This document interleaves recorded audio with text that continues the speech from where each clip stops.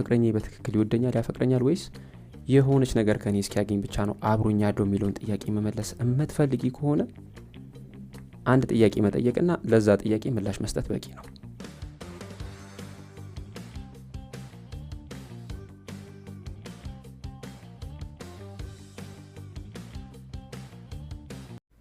ወደ ፍቅር ህይወት ስትገቢ በፍቅር ለቀረብሽው ልጅ ልብና ማንነትሽን አሳልፈሽ ከመስጠትሽ በፊት የእሱ ስሜት ምን እንደሆነ እርግጠኛ መሆን እንዳለብሽ ታውቃለሽ ብዬ አስባለሁ። ይሄን የማታውቅ ይሄን የማትረዳ ወይም ደግሞ ይሄን የማትተገብር የመፍትሄ ቤት ወዳጅ ትኖራለች ብዬ አላስብም።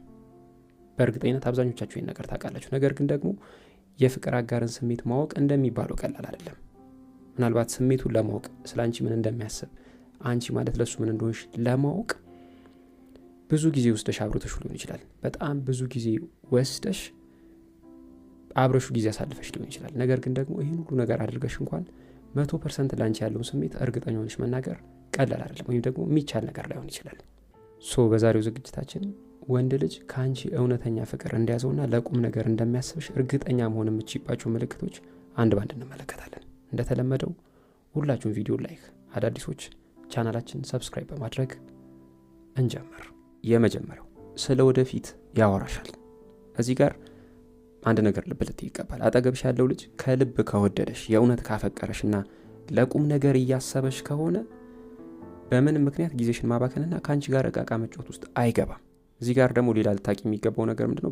በተለይ ቁም ነገር ሲወራ የሚሸሽና ስራ እንደሚበዛበት አይነት ሆኖ አክት የሚያደርግ ከሆነ ሲስተር ዋች አውት፣ እዚህ ጋር ልትጠነቀቂ ይገባል። በተቃራኒው ግን ስለ ነገ የሚያወራሽ ስለ ወደፊት ሲወራ ምንም አይነት የማመንታት አይነት ነገር የማታይበት እንዲሁም ሐሳቡን አስቀድሞ የሚያጋራሽ አይነት ወንድ ከሆነ ይሄ ወንድ የእውነት እንደሚወድሽ የእውነት እንደሚያፈቅርሽ የምታረጋግጭበት አንድ ምልክት ነው ይሄ። ሁለተኛው ስላንቺ ብዙ ነገር ያውቃል።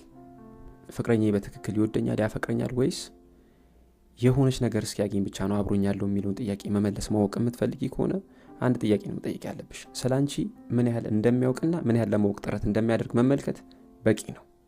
ለዚህ የምትሰጪው ምላሽ የፍቅረኛሽን ካንቺ ጋር የቆየበትን ምክንያት ቁልጭ አድርጎ ያሳይሽ። ለራሱ ከማውራት ይልቅ ስላንቺ ለመስማት ስላንቺ ለማወቅ ፍላጎት ካለው ጉጉት ካደረበት ይሄ ካንቺ እውነተኛ ፍቅር እንደያዘውና ካንቺ ጋር ግንኙነቱን አንድ ደረጃ ከፍ ማድረግ እንደሚፈልግ የምታረጋግጭበት አንድ ምልክት ነው። ሶስተኛው ይደግፍሻል። እዚህ ጋር የፍቅር ግንኙነት የሁለት የተዋደዱ ነፍሶች ጥምረት ነው። ይሄ ሊታወቅ ይገባል። የጥንዶች መጣመር ወይም ደግሞ የፍቅር ህይወት ካስፈለገባችሁ በጣም ብዙ ምክንያቶች አንዱ ምን መሰለሽ?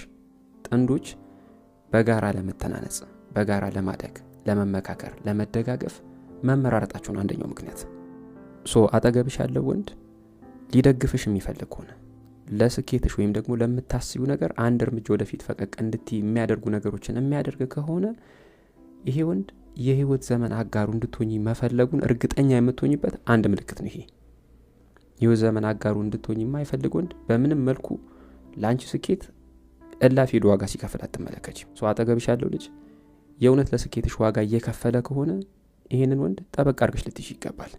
አራተኛው ራሱን ለመለወጥ ዝግጁ ነው።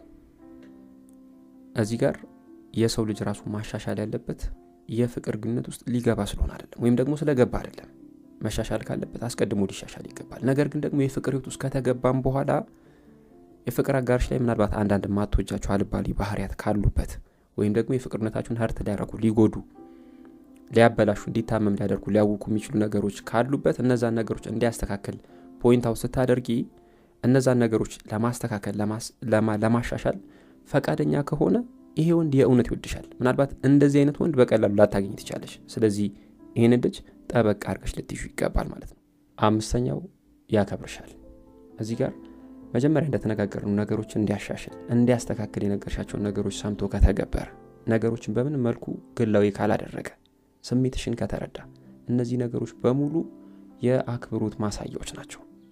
አክብሮት ደግሞ አንዱ የፍቅር መገለጫ ነው። ስድስተኛው ቀድሞ ያገኝሻል። እዚህ ጋር ብዙ ጊዜ ቀድሞ መደወል፣ ብዙ ጊዜ ቀድሞ የጽሁፍ መልእክት መላክ፣ ብዙ ጊዜ ለመገናኘት ጠያቂው ወይም ደግሞ ጥረት አድራጊው መሆን ቀላል ነገር እንዳይመስልሽ።